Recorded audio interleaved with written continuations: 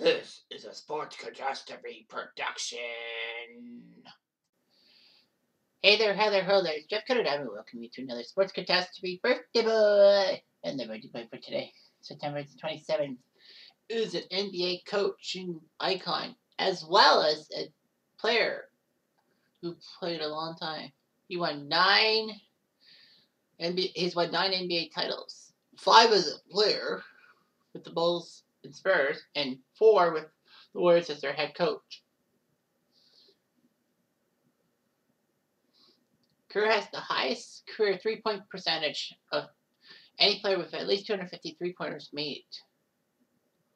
He actually held the record for highest three-point percentage in a season until Kyle Korver broke it. Stephen Kerr did a lot of things. He was actually a minority owner of the Suns as part of the group led by Robert Sarver, who purchased the group in 2004. I know Sarver's name is a little bit controversial because of his ties with some sexist behavior and all that, and he does plan on selling the Suns and the Phoenix Mercury, the WNBA equivalent. It has not been set at this time of taping what will happen. So anyway, Kerr was the GM and then left 3 years later and would become a commentator for the NBA on TNT until the Warriors gave him a coaching job, and he's won 4 titles in that stretch. So anyway, he was actually born in Lebanon. Well, he's 57, but he was born in Lebanon to Malcolm Kerr, an American academic, and his wife Anne. He has 3 siblings.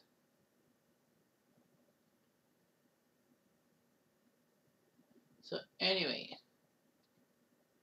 unfortunately for Steve, his father was killed by members of a Shia Lebanese militia, January 1984, while he was the president of the American University of Beirut.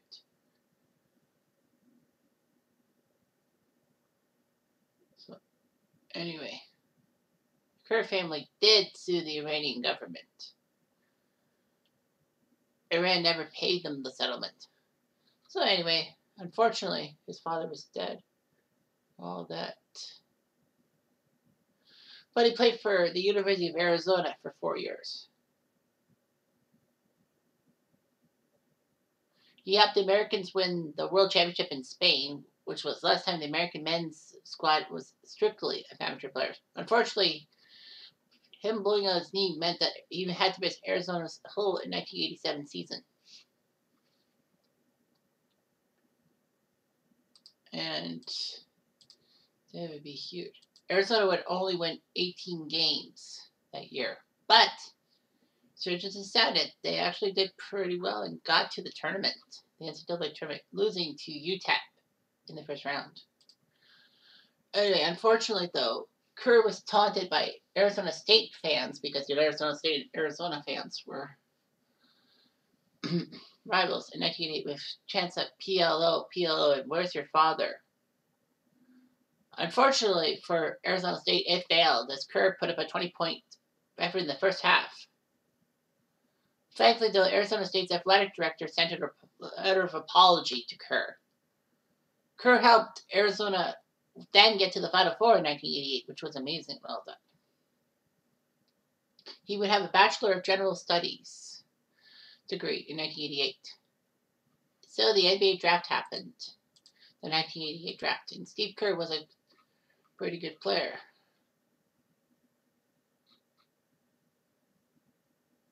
But Kerr would be the 50th pick of the draft to the Phoenix Suns, which was weird because as a point guard, you gotta think about it. People like Everett Stevens, Anthony Taylor, Tom Garrick, Morton Wiley, Michael Williams, and yes, even Keith Smart was drafted ahead of him as guards. As a point guard, Kerr was one of only 7 pure point guards taken in the draft. The other 3 were, well, the first 3 first round. Gary Grant, Rod Strickland, and David Rivers. Only Rod Strickland would fit in well in the NBA. So yeah, that was huge. He only played one season with the Suns and then got traded to Cleveland, spending 3 seasons with them before being traded to the Orlando Magic and playing part of that campaign with a rookie Shaquille O'Neal. In the 93 offseason, he was signed with the Chicago Bulls, which was amazing because the Bulls were getting off a three-peat and, of course, losing their best player, Michael Jordan. What am I thinking? Who decided to quit basketball for a while. Kerr did okay, and the Bulls did okay. They made the playoffs, but without Michael Jordan, they were nothing. MJ did come back for part of the 95 season and playoffs and all that, mostly due to the fact that he didn't want to cross the picket line for replacement players in baseball if they needed it. However, Kerr was on the team that won 72 games in 1996, which broke the record heavily. Although I must add, one of those 10 losses was against the Raptors, an expansion team, in Toronto. But the Bulls did win the championship against the Seattle Sonics. Kerr actually played a major part of the 97 Bulls championship because in Game 6, they were looking for Michael Jordan. It looked like Michael Jordan was going to take the last shot in Game 6, but surprisingly, MJ passed to Steve Kerr at the three-point line, and he hit the shot with like 5 seconds left, getting the Bulls their 5th title. Kerr would be helpful in the 98 NBA Finals too, as the Bulls ended up winning their 3rd straight title, another three-peat. And after the 99 NBA strike was done with, the Bulls had a sign-and-trade deal. They traded him to San Antonio, whereas Chuck Person in a 2000 first-round pick would be drafted to Chicago. The Bulls were rebuilding. MJ left the team, Pippen left the team, Rodman left the team, and now Kerr's gone. The worst part for Bulls fans was seeing Steve Kerr in the final as San Antonio went to the 99 finals and crushed the New York Knicks in 5 games. In fact, he became the 2nd player ever to win 4 straight NBA titles without being a part of the 60s Boston Dynasty because, they won 8 in a row, right?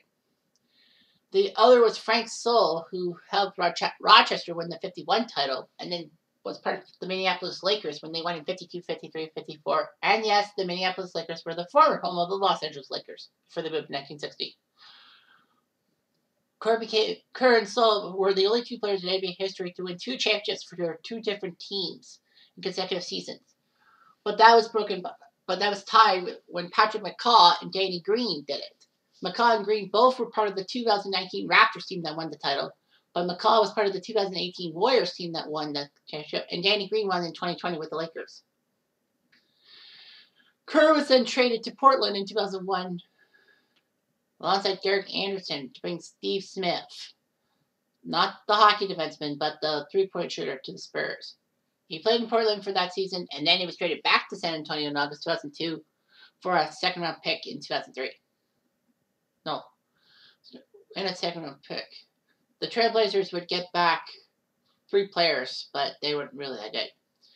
Kerr played 35 games, and he was the hero in the conference finals against Dallas, getting the Spurs to the NBA Finals, and they won the title in 6 games. Kerr decided to hang them up after the 2003 NBA Finals, kind of the same way David Robinson was doing that. He would play 9 or 10 regular season games and be a 3-point shooting legend, winning 5 NBA titles as a player. So in 2003, he decided to be an analyst for TNT and all that.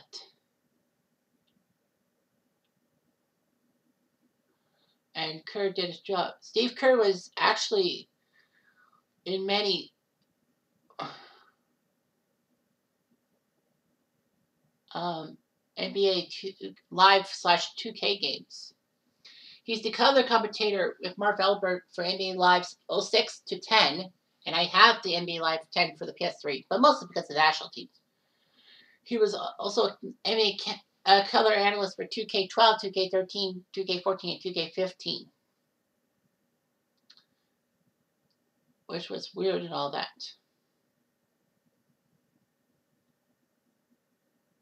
So anyway, yeah. Kerr became GM of the Suns in 2007, but only lasted 3 years before going to be an analyst for TNT, and had called the national broadcast, the NCAA men's tournament alongside Jim Nantz and Clark Kellogg.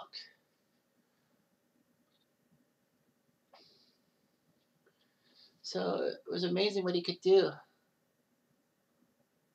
That Kerr was the GM when he was GM of the Suns. He was the one who traded Shawn Marion to Miami for Shaq. You know, it was funny because Shaq and Kerr played for the '93 Magic, but yeah. The Suns would be eliminated in the first round, though.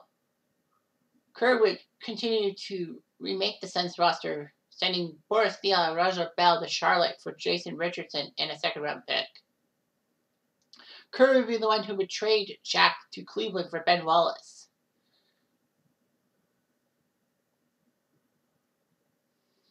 The Suns would wear their Latin Los Suns jerseys in Game 2 against the Spurs in a playoff thing, against the controversial Arizona immigration law, which Kerr referred to as compared to Nazi Germany.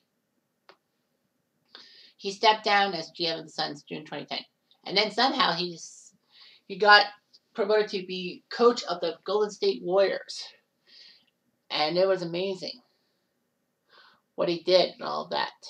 He helped the Warriors win 63 games that season, which actually were the highest by a rookie head coach in NBA history, beating Tom Thibodeau's 62 wins with the Bulls in 2011. Kerr actually ended up runner-up in NBA Coach of the Year to Atlanta's Mike Budenholzer. Golden State would put up 67 wins that season, becoming the 10th team to hit that magic number. And the Warriors' best record ever, because the Warriors had 59, their best in 76. They swept the Pelicans in the first round of the playoffs. They took down Memphis in the second round. And then the Warriors took down Houston to make the NBA Finals in 2015 and beat the Cavaliers in 6 games, making a shocking move because he put Andre Iguodala to start games in the NBA Finals instead of Andrew Bogut. And it worked. Kerr would have back problems, and Luke Walton would assume Kerr's coaching duties.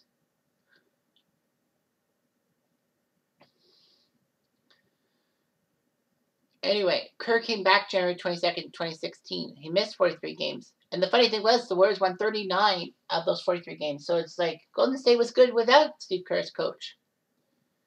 But he had his spinal fluid leak and all that. The Warriors went 34-5 when he came to coaching. So, yeah. Combined, they put up 73 wins, breaking the record, ironically set by one of the teams he played for in his career, the '96 Bulls. Unfortunately, Golden State would have that massive choke in the finals, losing 3 games, down 3 games to 1. They were up 3 games to 1, sorry, and Cleveland came back to win. Kerr helped the Warriors finish with a fantastic playoff, 16-1. Cleveland was the only team to beat the Warriors in the postseason, and they only did it once. Kerr would win another title with the Warriors taking down Cleveland in 2018 in 4 straight. The Raptors would ruin Steve Kerr's chances of a 4th NBA ring and 3rd in a row by beating them in 6 games in Golden State, mind you. The Warriors couldn't do anything. They were the worst team in the league in the 1920 season because no Klay Thompson or Stephen Curry. Kerr was upset with himself. The Warriors floundered, but they made the playoffs in 2022, and they're the defending champion, National Basketball Association champions, making Kerr his 4th head coaching championship and his 9th overall. Kerr has won 429 regular season and 80 playoff games as head coach. And he has the second most regular season wins in franchise history as a coach, behind only Al Adels. Kerr married Margot Brennan, his college sweetheart, having 3 kids, Nick, Maddie, and Matthew. Of course, he would be criticizing of Donald Trump and even Joe Biden. So, yeah, so career, he played for Phoenix, Cleveland, Orlando. Yeah, people was like, he played for the Magic, yep. Chicago, San Antonio, and Portland. He played 910 regular season games. In the playoffs, 128 games in the playoffs, winning 5 titles as a player. And he was good with Arizona. His head coaching job, 429 wins, 200 losses in the regular season, 93 wins, 34 losses in the postseason. So, yep, he's still around. Arizona retired as number 25. It's amazing. He's won 9 titles as an NBA icon. So the question remains, will he get number 10? Maybe, maybe not. I'm not here to judge. Anyway, I'm Jeff Diamond. I do.